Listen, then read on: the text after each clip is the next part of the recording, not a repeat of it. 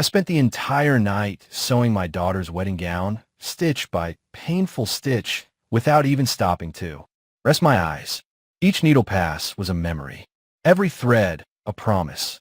The clock's steady tick-tock accompanied me until dawn, marking the hours like the echo of my own life, which felt like it was unraveling slowly. When I finished, the first ray of sun peeked through the window and settled on the white fabric. It was beautiful. It didn't have the sparkle of Fifth Avenue boutiques or the price tag of a high-fashion designer, but it was made with the love of a mother who, even after a lifetime of sacrifice, still believed that genuine care could heal anything. I carried the gown with trembling hands wrapped in an old sheet to protect it. When I arrived at the home of my daughter, Zuri, she was surrounded by girlfriends, laughing and sipping coffee from delicate cups. She looked like one of those perfect, distant Hollywood socialites. For a moment, I felt a deep surge of pride, and then it happened. Zuri looked up, scanned me from head to toe, and asked, "Is that the dress?" I nodded, smiling. I unwrapped the fabric carefully, as if revealing a treasure. She looked at it for only a few seconds, and then, with a sneer of contempt, she let it fly. "This looks like something a poor person would wear." Her friends giggled softly. Before I could react, she snatched the gown and tossed it into the trash can. "I'm not getting married dressed like a seamstress, Mom." I felt the air abandon my lungs. I didn't say anything, not a single word. I just gathered my broken pride from the floor and walked out slowly before they could notice I was crying. I walked back home, my vision clouded. The sun was beating down hard, but I only felt cold. The gown was still in my mind, every stitch burning like an open wound. I thought of the sleepless nights, the years working at the old machine my mother left me, the calluses on my hands, everything I had given up so Zuri could reach where she was. And I wondered when love became a source of shame. When I arrived, I sat in front of my sewing machine. I stared at it for a long time. Its worrying sound, once so familiar, now seemed like a lament. I touched the pedal, seeking comfort in its vibration, and felt a strange impulse. It wasn't sadness. It was something new, a cold, dangerous calm. The kind of calm that only arrives when a heart breaks and instead of collapsing, begins to plot. Days passed, and my daughter never called, not even to apologize. I heard through others that her designer gown was ready, imported from Paris, perfect as she put it. But perfection has no soul, and that dress, no matter how beautiful, could never tell her story. Then one afternoon, I went to her house. I waited for her to leave and slipped inside without making a sound. The scent of expensive perfume and fresh flowers filled the air, but in one corner of the room, the trash can still sat there. And inside, among crumpled papers and scraps of fabric, I found my dress. Wrinkled, stained, humiliated, but whole just like me. I pulled it out gently, hugged it to my chest, and took it home. I spread it out on my work and observed it under the sunset light. It was beautiful, even in its misery, like a mother who continues to love even after being wounded. I ran my hand over the seams and felt my love still living there within every thread. And then I knew it. That dress was not going to end up in the garbage. For the following nights, I locked myself in my studio. I didn't sleep. I barely ate. I just sewed. I embroidered crystal flowers onto the hem. I added vintage lace. And within every layer of fabric, I hid more than just embellishments. I hid my history. I placed one stitch for every tear, one thread for every sacrifice, one flower for every day I spent feeling invisible. As the dress transformed, so did I. I was no longer the submissive mother who bowed her head to her daughter's contempt. I was a woman who understood that love doesn't mean enduring everything, but choosing what is worth keeping. When I finished, the mirror reflected a different image. My eyes no longer held sadness, but determination. The gown sparkled beneath the studio lamp, and its brilliance held something more than beauty. It held justice. The wedding day arrived. I hadn't planned to go, but destiny, or perhaps self-respect, compelled me. I put on my simple cream dress, pinned up my hair, and walked out with a firm stride. Each step was a new heartbeat. Every breath a silent declaration. I am not the same woman. When I arrived at the Grand Magnolia Ballroom in Charlotte, the air was filled with music and laughter. Lights, flowers, and clinking champagne glasses. Zuri, radiant, wore her luxurious foreign lace gown. She was beautiful, yes, but empty. She didn't see me enter. I didn't want her to see me yet. I stayed near the door, observing in silence. My hands were trembling, not from fear, but from the weight of what was about to happen. Because that night, my daughter wasn't just going to have a wedding. She was going to have a lesson. When the clock struck 10, I took the first step toward the center of the room. The murmuring stopped. Every eye turned to me. Zuri looked up. Her smile disappeared. And in that instant, I understood that destiny had been preparing me for this moment my entire life. Because sometimes a mother's love is demonstrated not through tears, but through a gown that shines brighter than shame. Needles have always been my best friends. Since I was 12, when my mother first taught me to sew a button, I knew that this would be my way of speaking to the world. I was never a woman of easy words, but my hands could say things my voice could not. And for decades, amidst threads, fabric, and silence, I learned that every seam could hold a story, even a life. When I became a widow, Zuri was only 6 years old. My husband, Kofi, died in a construction accident, and from one day to the next, I was left alone with a little girl and a sewing machine. I remember crying that night by the window, but the next morning, I turned on the machine, wiped away my tears, and started to sew. From that moment on, every garment that left my hands carried a promise. I would never let my daughter go hungry. We lived in a tiny apartment behind a small neighborhood tailor shop where I worked. Zuri slept on a little cot surrounded by fabric scraps that she sometimes used to make improvised dolls. I watched her play and thought that one day all this sacrifice would make sense. That one day she would understand that love can also be embroidered. For years my fingers bled over other people's wedding fabrics, silk gowns, imported lace, the dreams of women who could afford what I never would. Sometimes while sewing the veils of strangers, I imagined what it would be like when my own daughter got married. I dreamt of sewing her the most beautiful gown in the world, not because it was perfect, but because it would be made with the only thing I was never short on, love. When Zuri turned 15, I was able to buy her first brand new dress, not secondhand, not patched, but new. It was sky blue with a white ribbon I embroidered on the chest. That night, watching her dance, I felt that everything had been worth it. She hugged me tight and whispered in my ear, "You are the best mom in the world."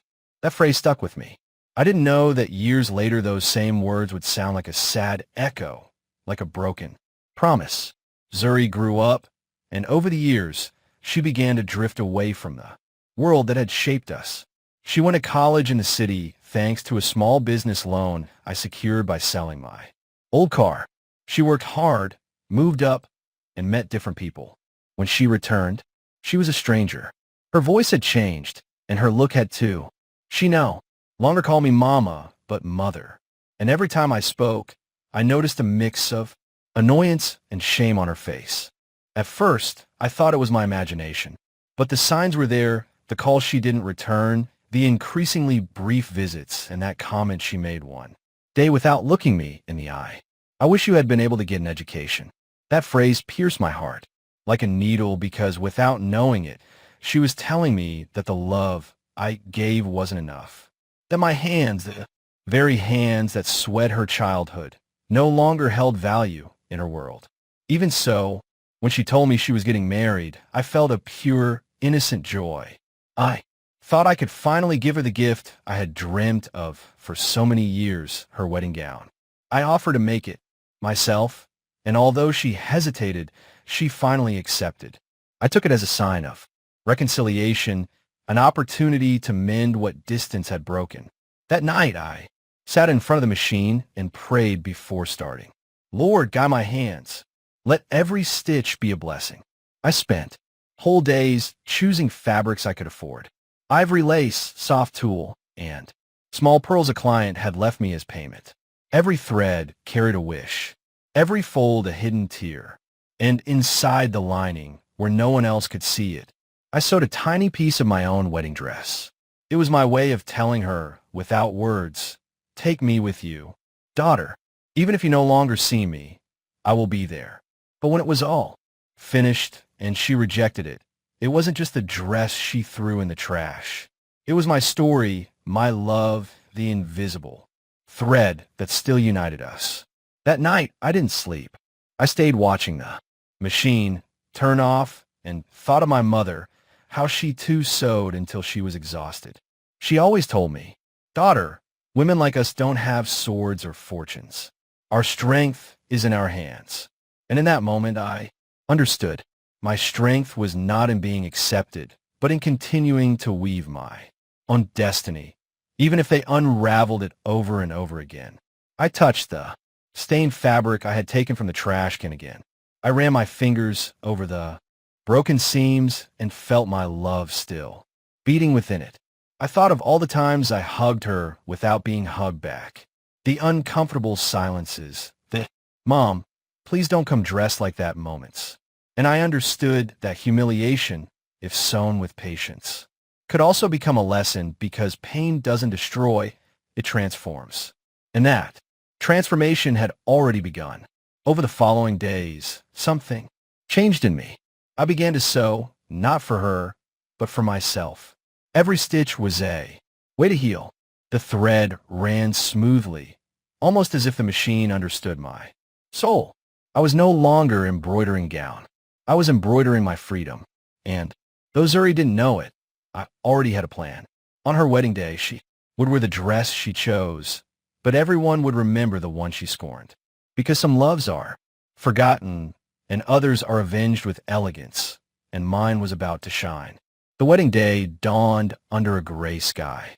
It wasn't raining, but the air smelled like a storm, as if the whole world sensed that something was about to break. I dressed in the only decent outfit I owned, the same one I had worn to my mother's funeral, and carefully styled my hair, not because I wanted to impress anyone, but because that day I was going to face my past with my head held high. I carefully tucked the restored gown into a white linen bag, folded with the precision of someone guarding a secret. It was neither a gift nor a complaint. It was a response, a silent answer to a daughter who had forgotten what it means to love without shame. When I left the house, the wind was blowing hard. I walked to the bus stop, my hands clutching the bag as if it were my own heart. The ride to the event center was long, and at every turn of the road, I remembered the moments when my daughter and I were one soul. When we laughed for no reason, when she hugged me without fear of being seen. But those memories now hurt more than the needles. The wedding ballroom was massive with gilded columns and a ceiling so high it seemed to touch the sky. White lights, exotic flowers, glasses sparkling on the tables. Everything was perfect, perfect and empty. I paused at the door for a few seconds, watching people laugh, toast, and take photos. Zuri was in the center, gleaming in her new dress, a gown that, despite its price, failed to conceal the coldness in her eyes. When she saw me, her smile froze. I walked toward her, but before I could reach her, a woman, the groom's mother, I presumed, approached and blocked my way with a strained smile. You must be Zuri's mother, right? I nodded. Ah, lovely to meet you, she said, though she clearly didn't mean it. Could you wait for a moment way back there? We're about to start the family photos.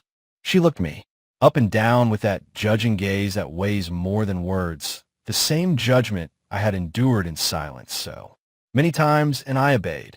I stayed at the back near the curtains, like a ghost, at my own blood celebration. During this ceremony, no one spoke to me. Some offered polite greetings.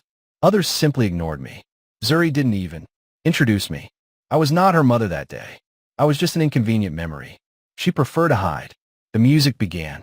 The couple danced, and the room erupted in applause. I applauded too, but my hands were trembling, not from emotion, but from contained rage. I watched my daughter embrace her new husband, so confident, so hot-toddy, as if life finally belonged to her. And for a moment, I wondered if she had forgotten who held her up when life tried to break her, who taught her to rise, who sewed her first dress, who exchanged tears for hope. And then I knew it. She hadn't forgotten. She had only denied it. Because sometimes love hurts so much that you prefer to bury it rather than accept it. I decided to stay a little longer, not to watch her, but to observe. I wanted to understand at what moment my daughter ceased to be my daughter. One of the bridesmaids approached me with an awkward smile. "Can I get you anything, ma'am?" "Just observing," I replied. "Observing what?" "How a mother is forgotten." The young woman lowered her gaze, not knowing what to say. I smiled calmly. There was no anger in my voice, just an old, deep sadness that was no longer looking for blame. At midnight, when the guests were dancing and the music covered all conversations, I rose from my seat and walked toward the center of the ballroom. The gown was in my hands. Eyes turned toward me one by one until the murmuring ceased. Zuri turned confused, color drained from her face. "What are you doing, Mom?" she whispered nervously. "Please sit down. I only came to give you back something that belongs to me," I said, showing the white bag. The murmuring returned louder this time. Some laughed, others stood frozen. I opened the bag delicately and took out the dress. The same one she had called a poor person's dress, but it was no longer the same. It shone. The ballroom lights reflected off the tiny stones I had embroidered one by one, and the restored lace looked as if it were woven by angels. It was a gown worthy of any queen. The silence was absolute. Zuri took a step back, her eyes filled with tears, and for the first time in a long time, it wasn't my fault. "What is this?" she whispered, trembling. "Your dress, daughter? The one you rejected. But it's beautiful." "Yes," I said calmly. "I transformed it just as I transformed myself. You threw in the trash, but I didn't. Because there are some things a mother doesn't abandon, even if they are despised." The crowd held its breath. I held the dress high, extending it in front of everyone. This dress was not sewn with money, I said, but with sacrifice. With the nights I didn't sleep. With the years I refused to give up. Every thread carries my story. Every stitch my name. Zuri covered her face with her hands. "Mom, please stop." "No, daughter," I replied. "Stop is what I told myself when I saw you feel ashamed of me. Today I didn't come to complain. I came to remind you of where you come from." Suddenly, the applause started. Tentative at first, then stronger. The bridesmaids, the guests, even the groom's mother, everyone was applauding. Zuri fell to her knees crying. I looked at her without pride, without resentment, only with a serenity I hadn't known. I approached, took her face between my hands, and whispered, "There is no shame in being humble. The shame is in forgetting who taught you how to fly." She nodded through her tears. She tried to hug me, but I stepped back. "Not yet," I told her. "Not until you learn what it truly means to love." I turned around, holding the gown, and walked toward the door through the applause. Each step was a farewell, every look a scar closing. And when I crossed the threshold, I knew that something had ended forever. I was no longer the ashamed mother who sewed in silence. I was a woman who had learned that dignity, too, is sewn stitch by stitch. That night, when I left the ballroom with the gown in my hands, I felt the air was mine again. The moon hung over the sky like an old lantern, and the party lights reflected in the lace, giving it an almost supernatural glow. There was no music or applause. Outside, only the silence of a woman who had said what she needed to say without screaming. I walked slowly back to my house. Each step echoed on the empty street like one more stitch closing forever the wound my daughter had left. Me, I didn't cry. I couldn't. I had cried so much in my life that night. I was dry. Only my heart ached, but not from sadness, but from exhaustion. When I arrived, I hung the gown in front of the mirror. It was beautiful, too. Beautiful for contempt. But what no one knew, not even Zuri, was that inside that gown was something more than thread and embroidery. There was a hidden truth. Weeks before the wedding, when I decided to rescue the dress from the trash can, I didn't just restore it. I transformed it into a silent letter. Inside the lining between, "Girl again. I didn't know," she whispered. "I didn't know how much you had done for me." I lower my gaze. "You didn't have to know. Mothers don't count the stitches. We just sew." I was such a fool, Mom. "No, daughter," I said. "You were human, and pride is also inherited, just like the color of your eyes." Zuri broke down crying. She knelt beside me just like when she was little. She took my hands, and I felt them tremble, just like mine. "Forgive me." "You don't have to ask for forgiveness," I said. "You have to learn." We stayed like that in silence. I didn't cry because forgiveness, when it's sincere, doesn't hurt. It brings relief. Zuri rested her head on my lap, and for an instant, I felt the weight of her childhood again. The same warmth, the same fragility. It was as if the years had reversed. After a while, she looked up. "Can I stay with you for a few days?" she asked. "Of course," I replied, smiling. "But you'll have to earn your keep. Sewing, sweeping, cooking, living." That night, we ate dinner together for the first time in years. The silence between us was no longer awkward. It was warm, necessary. Zuri ate quietly, watching me from time to time as if she were seeing a stranger. "I always thought you were weak," she said suddenly. "And now I know you were just tired." "Yes, daughter," I replied with a smile. "Love can tire you out, too." The next day, while she slept, I took the gown and stored it in a wooden box. I didn't do it to keep it as a trophy, but as a testimony, proof, that even the most broken bonds can be sewn together again if one has the courage to accept the scars. Before closing the box, I added one last note. When you read this, perhaps I will no longer be here, but I want you to remember that humility is not inherited. It is learned, and you, my daughter, have already made the first stitch. I closed the box carefully and put it away in the closet next to my threads, my needles, and the remnants of the blue fabric from her 15-year-old dress. Everything that had been my life, everything that once defined me, now fit into that silent corner. And for the first time in many years, I felt peace. Not the peace of oblivion, but the peace of one who has sewn her soul back together and left it perfect with the wound visible. The days Zuri spent with me were different from anything we had lived before. For the first time in years, we shared breakfast, conversations, and silences that no longer hurt. I sewed in my studio, and she sat by the window watching me.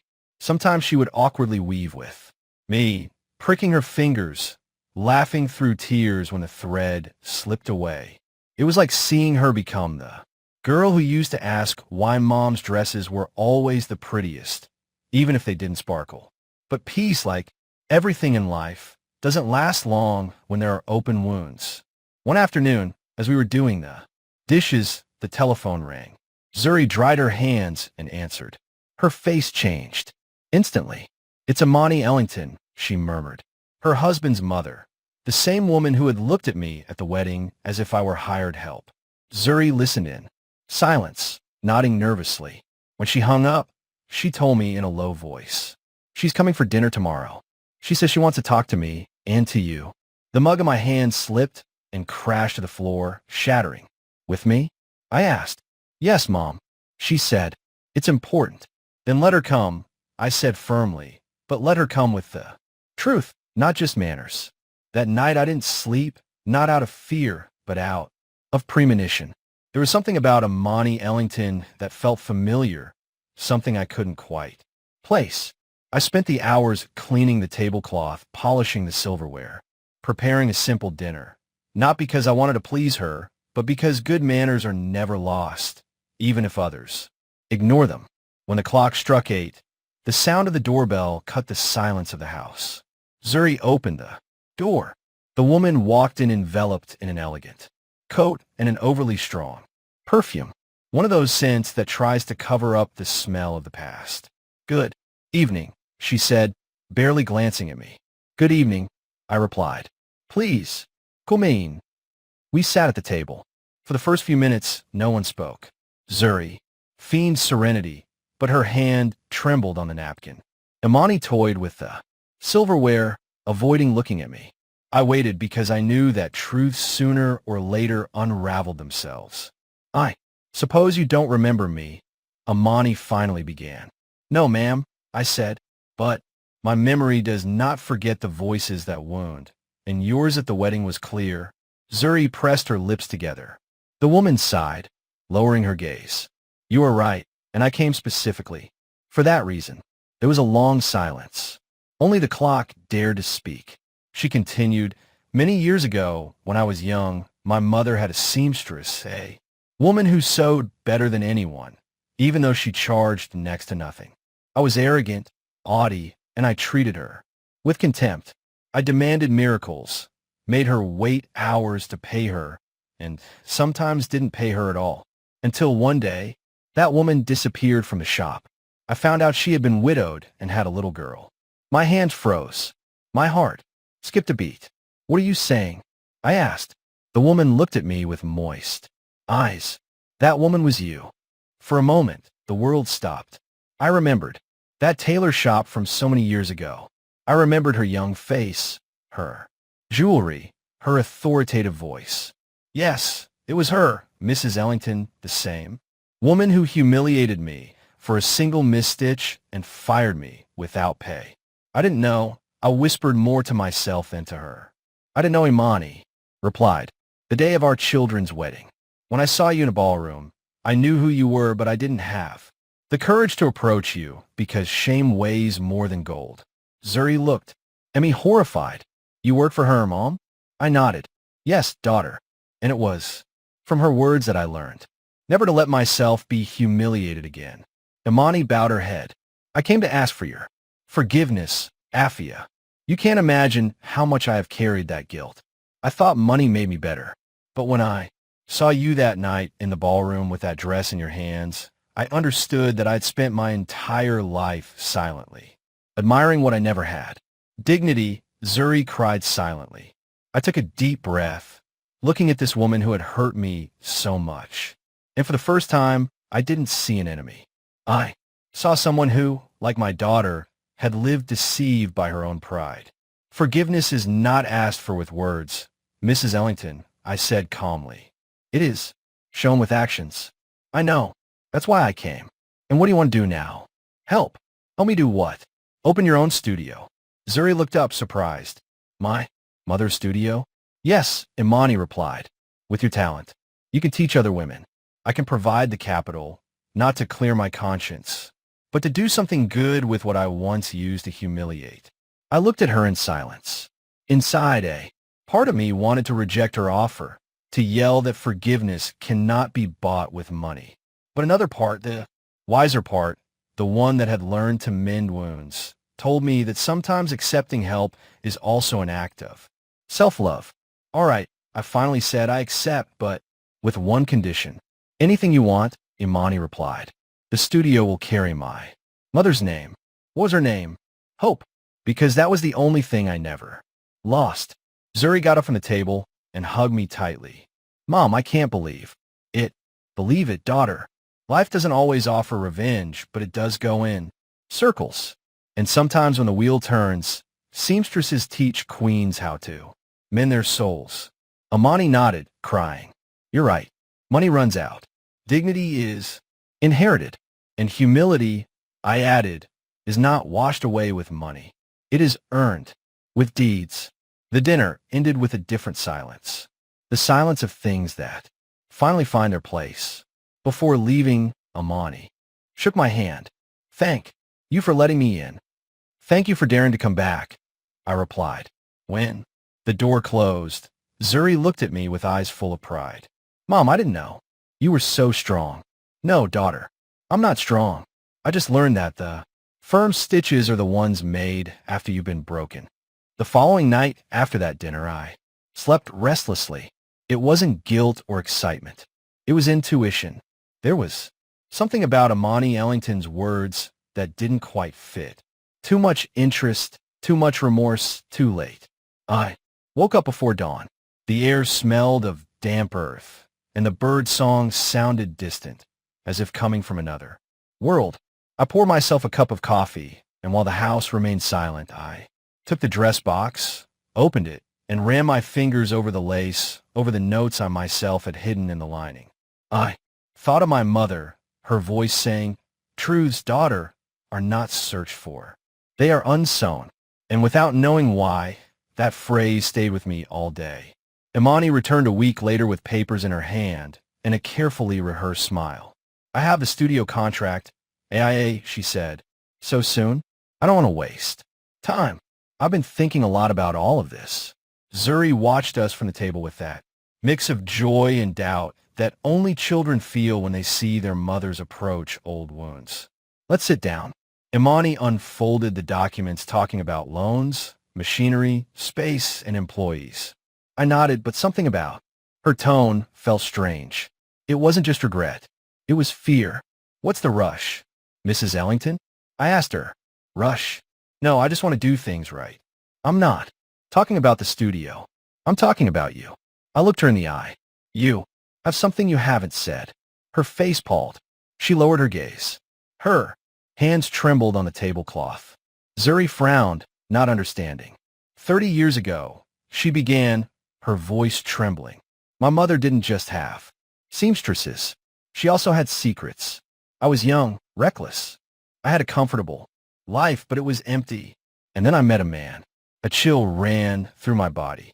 I knew, without knowing who she was referring to.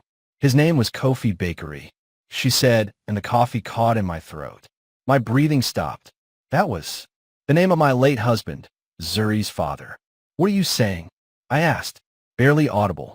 "Why should have told you years ago?" Emmy replied through tears. "Your husband worked in my mother's shop before he married you. He was a noble, quiet boy, and I fell in love with him." Zuri jumped in her chair. "What?" "I never told him," Imani continued.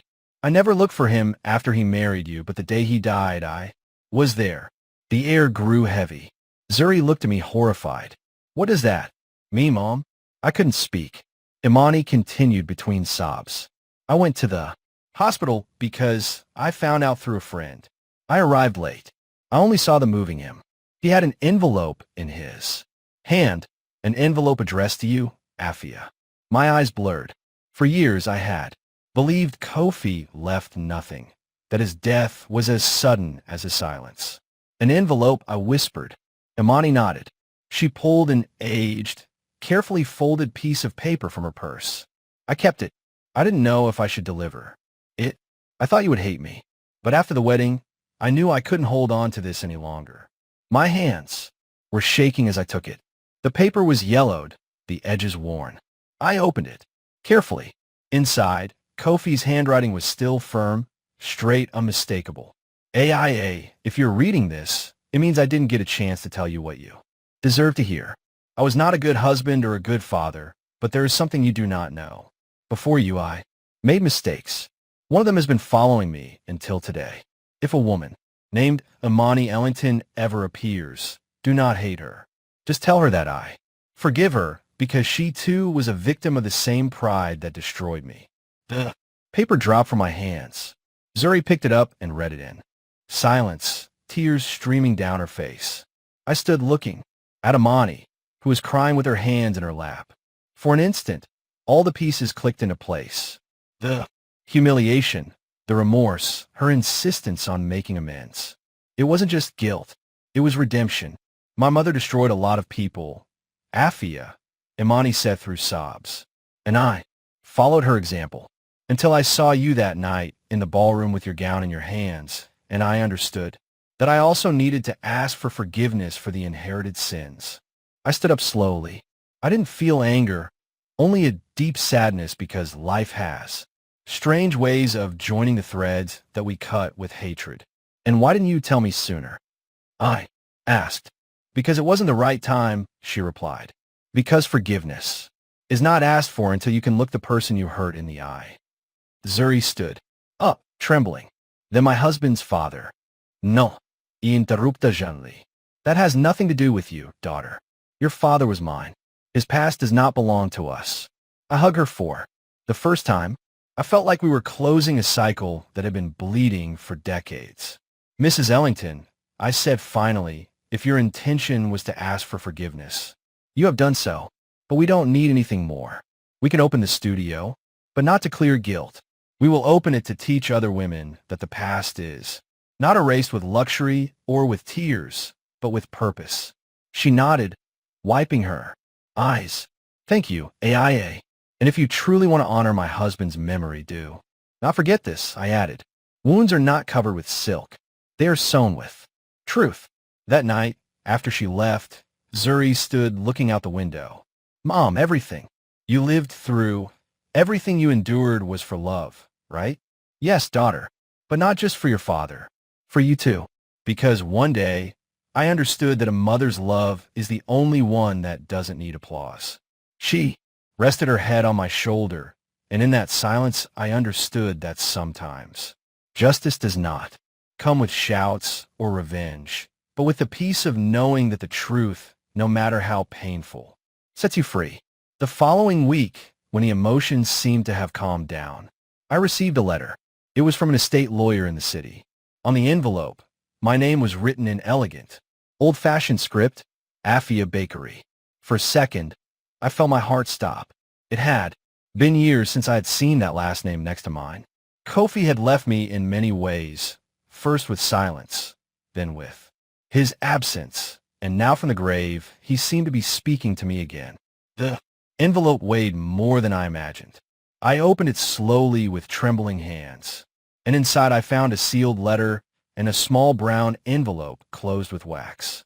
Zuri was with me, and seeing my pale face, she said, "Mom, are you okay?" "I don't know," I replied, "but it seems your father didn't take everything with him." We sat down together. I slid the letter between my fingers, took a deep breath, and opened it. Kofi's voice, written in those lines, still seemed warm, as if time had not passed. "Afia, if this letter reaches your hands, it is because something I couldn't resolve in life has finally found its way. I never knew how to ask for forgiveness with words, but you always understood the language of silence, and that is why I trust you will know how to read between the lines of what I leave you. I didn't give you an easy life, but I hope that at least this, which I leave you, gives you something more valuable than money. The truth. Inside the brown envelope are documents for an account I never mentioned to you. It's not large, but it was made with the work of my own hands, without stain. It is for you and Zuri, so that you never again have to depend on anyone's pity. But above all, there is something else. A journal. In it I wrote everything I didn't know how to tell you, and everything I learned watching you love, even when you weren't loved in return. If you remember me, do so not for my mistakes, but for the stitches life forced us to make together." I stood motionless, my eyes fixed on the words. It was the first time in years I felt Kofi speaking to me from his soul without excuses or masks. Zuri hugged me tightly. "Mom, Dad loved you." "Yes," I said with contained tears, but he didn't know how. The brown envelope contained a leather journal worn at the corners. Inside were pages filled with Kofi's handwriting, messy, as if he had written them at different times in his life. The first pages spoke of us the day we met, my laughter in the studio, how my way of sewing made him feel at home. Then the pages turned dark, filled with frustration, guilt, and his fear of not being enough. I can't stand to see how the world despises her for being humble. She sews, as if she were mending the universe with every stitch. And all I know how to do is break what she repairs. We read in silence until we reached the last pages. There his tone changed. It seemed to have been written in his last days when illness had consumed him. "If you ever feel alone, Afia, look for the red set. It's in the drawer of our old house where you kept the studio fabrics. That thread was the first one you used to sew Zuri's dress. I kept it. I never told you, but when I saw that thread, I remembered why everything was worth it. That thread, my love, is the only thing that still connects me to you." I couldn't sleep that night. I turned on the lamp and took out the old box where I kept the remnants of antique fabrics. And there was the red thread, the same one I had used to mend Zuri's christening gown, the same one I sewed my own wedding veil with. I held it between my fingers, unable to hold back the tears. It was like holding the pulse of the past, as if my whole life were braided into that thread. Zuri woke up when she heard me crying. She found me on the floor with a box open. "What is it, Mom?" I showed her the thread, and her face softened. "Dad." "Yes," I whispered. "You kept it all this time." Zuri hugged me, and for the first time I understood that love, even if imperfect, leaves clues like breadcrumbs in a dark forest. Sometimes you just have to have the courage to follow them. Days later, Amani came to the studio. I hadn't seen her since the revelation about Kofi. She carried flowers and a tired look. "I came to help you with the contract," she said. "It's not necessary. The studio will open anyway, but on different terms." "Different?" "Yes," I replied. "I won't do it out of charity or guilt. I will do it out of dignity." I told her about the letter, the red thread about Kofi. She cried. "He wrote me a letter, too," she confessed. "But I never had the courage to read it." "Then, read it," I told her, "because the dead do not rest until their truths are heard." The day we opened the studio was bright. The neighbors, humble women from the West End, came out of curiosity. Some with fabric scraps, others just wanted to learn. I hung a sign above the door. "Hope Studio. Every stitch has a story." As I taught the young women to sew, I remember my mother. I remembered my years of hunger and silence. And amidst that gentle bustle of machines, scissors, and laughter, I felt something I hadn't felt in decades. Genuine pride. Zuri, with her apron on, moved among the students, helping them thread needles. She looked at me and smiled. "See, Mom, it all started with a dress thrown in the trash." "No, daughter," I replied. "It started much earlier with a mother who never stopped sewing, even when life tore the thread from her hands." That afternoon, before closing the studio, I framed the red thread. Underneath it, I wrote a sentence in my own hand. "In the end, all wounds close, if you have the courage to hold the needle with love." And as I hung it on the wall, I understood that this thread didn't just join fabrics. It joined generations, stories, pains, and forgiveness. It was the invisible thread that connected me to my mother, my husband, my daughter, and all the women who had SWN their destiny with. Wounded hands, but intact hearts. That night, before sleeping, I took Kofi's journal one last time.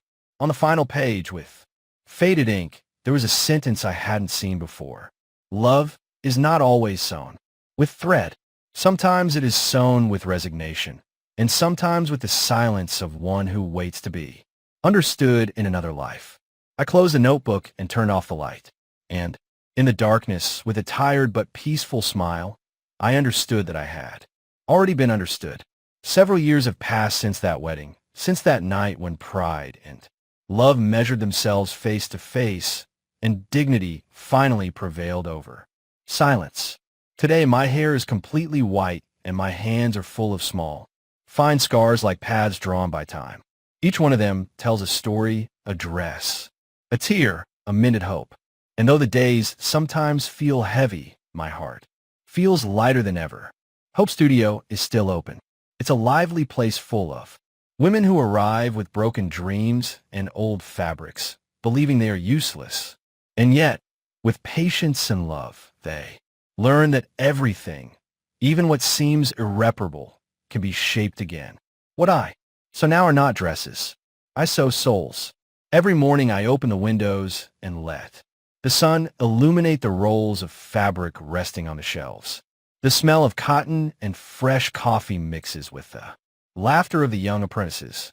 And sometimes I close my eyes just to enjoy that sound, the melody of work well done, of a present that no longer hurts. Zuri has been working with me for 3 years. She is in charge of teaching embroidery to the beginners, even though she still pricks her fingers from time to time, but she does it with a smile. Sometimes I look at her and think that the red thread Kofi spoke of, the one that seemed invisible, is still moving between us, tying what I once thought lost. There are days when she arrives early, kisses my forehead, and says, "Mom, I learned that sewing is praying with your hands." I smile because that is what my mother used to say when I was a little girl. Time repeats itself, but when love is present, cycles are no longer curses. They are blessings. One Saturday afternoon, as we were tidying, Up the studio, a young woman with a girl of about 10 years old appeared. She carried a stained and torn white fabric in her hands. "Do you teach sewing here?" she asked shyly. "Here we teach how to start over," I replied, inviting her in. As I showed her the tables and machines, I noticed a little girl watching the framed red thread hanging on the wall. She approached it, looked at it curiously, and said, "Can that thread also be used to sew dresses?" I smiled. "No, little one," I replied. "That thread is for sewing things you can't see." "Like what?" "Like broken hearts." The girl looked at me seriously, and for an instant I saw in her eyes the reflection of Zuri when she was small. Time, I thought, has a habit of returning what we once lost, only with a different face to see if this time we know how to take better care of it. That night, as I was closing the studio, Zuri approached me with an envelope. "Mom, this came addressed to you." The sender was the Black Women's Entrepreneurial Coalition. Inside was a handwritten letter in firm script. "Afia Bakery, we have followed your work at Hope Studio. Your story has inspired many women. We want to give you an award for your labor and for demonstrating that dignity can be sewn stitch by stitch." Below was an invitation to an event in the city. Zuri hugged me with tears in her eyes. "You deserve it, Mom." I shook my head, smiling. "No, daughter. We all deserve this." On the day of the event, I put on my best dress, a simple cream-colored one, made with my own hands. Zuri insisted on accompanying me, and when I stepped onto the stage, I felt the years of pain unravel like knots. In front of me were women, young, old, mothers, daughters, all with similar stories of abandonment, sacrifice, and silent love. I took the microphone and took a deep breath. Nothing more than a seamstress," I said. "But over the years, I learned that no. Fabric is so torn that it cannot be repaired if you hold it with patience and faith. And the strongest thread is not the one that shines, but the one that resists." There was a long, deep round of applause that I felt in my bones. And as I stepped down from the stage, I saw Imani Ellington among the audience. I hadn't expected to see her. She approached slowly with a bouquet of flowers. "I knew you would achieve this, Afia," she told me with a genuine smile. "No one achieves anything alone," I replied. "You only move forward when you learn to sew with the hands of others." That same night, back home, I found Zuri waiting for me on the patio with her daughter, my granddaughter Nia. The little girl was playing with a piece of red thread. "Look what I found in the studio, Grandma," she said, smiling. "Can I keep it?" I watched her for an instant. The thread seemed to glow under the moonlight. I nodded. "Of course, my love, but promise me you will take care of it." "Why?" "Because that thread unites the women of this family. Will you hold it? You are never alone." Nia wounded around her wrist and continued playing. Zuri looked at me with tears in her eyes. "Do you think she will understand someday?" "Yes, daughter," I replied. "She will understand when she has to mend her first heartache. That's when she'll know that the red thread is not just a symbol. It is an inheritance." Over time, the studio grew. Women came from other towns, even young people who had never touched a needle. Some brought wounds that couldn't be seen, a betrayal, a loss, a hurtful word from childhood. And every time someone arrived, I told them the same thing. Take an old fabric and start sewing. It doesn't matter if the thread breaks. I'll teach you how to rethread it. Because sewing in the end is not just about joining pieces. It's about understanding that mistakes also leave patterns and that scars, just like men's, are proof that life was lived bravely. One winter, Imani fell ill. Zuri and I went to visit her. She lived alone in a large but sad house. She received us with a blanket over her legs and a peaceful look. "I knew you would come," she said. "I wanted to say goodbye." I took her hand. "You owe me nothing, Imani." "No, Afia. You saved me from myself. Never forget that." And to Zuri, she said, "Your mother is one of those women born once every century. Don't judge her for her toughness. It's her way of not breaking." She died a few weeks later. In her will, she left a donation to Hope Studio. Nothing extravagant, but enough to ensure it would continue running for many more years. And in a small note written in weak handwriting, she said, "Thank you for sewing with the thread of forgiveness what I had ripped with pride." I cried when I read it, not from sadness, but from relief, because I understood that in the end, each of us had done our part. She by asking for forgiveness, and I by learning not to hold a grudge. Today, as I write these lines, I hear Nia laughing on the patio. She is learning to sew, with Zuri using the red thread she found that night.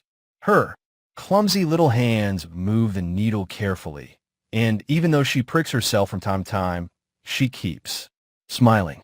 That smile is the purest legacy I can leave her. I watch her from my rocking chair and think that life in the end is a lot like a piece of fabric. Sometimes it gets stained. It tears. It stretches too much. But always, always, there's a thread ready to join everything back together. I was a seamstress, a wife, a mother, and now I am a teacher. I squeeze tears and destinies. And if I learn anything, it is that love is not always expressed in hugs or words. Sometimes it is expressed in the silence of one who, despite everything, keeps sewing. I close my eyes and remember the first night, the one when my daughter called me poor and threw my dress in the trash. If someone had told me then that it would be the beginning of our salvation, I wouldn't have believed it.